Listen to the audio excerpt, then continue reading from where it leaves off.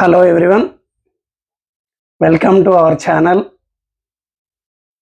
ఎకానమీలో ఈరోజు మరొక ఇంట్రెస్టింగ్ విషయం తెలుసుకుందాం. మనం ప్రతి సంవత్సరం కేంద్ర రాష్ట్ర ప్రభుత్వాలు సోషియో ఎకనామిక్ సర్వేని మరియు బడ్జెట్ని ప్రవేశపెడుతుంటాయి. అది మీకు అందరికీ తెలిసిన విషయమే. అయితే సోషియో ఎకనామిక్ సర్వేకి బడ్జెట్కి మధ్య ఉన్నటువంటి డిఫరెన్స్, తేడా ఏంటో ఈరోజు మనం తెలుసుకుందాం.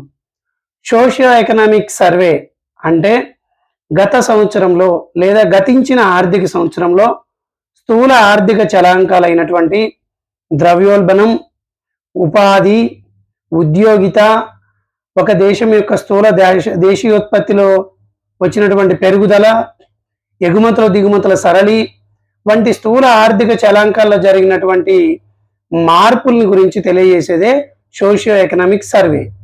మరి బడ్జెట్ అనేది రాబో సంవత్సరం అంటే వచ్చే సంవత్సరం ప్రభుత్వం యొక్క ఆదాయము మరియు వ్యయము, అదేవిధంగా పన్ను విధానంలో వచ్చినటువంటి మార్పులు మరియు ప్రభుత్వం చేయబోయేటువంటి రుణాలను గురించి తెలియజేసేదే బడ్జెట్.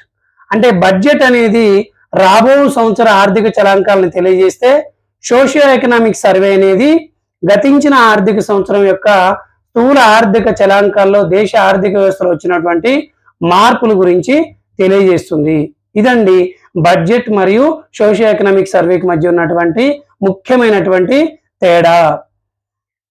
ఇంకా ఇలాంటి ఇంట్రెస్టింగ్ మంచి విషయాలు తెలుసుకోవడానికి మన వీడియోస్ని లైక్ చేయండి, షేర్ చేయండి, సబ్స్క్రైబ్ చేసుకోండి. Thank you very much. All the best for everyone. Thank you.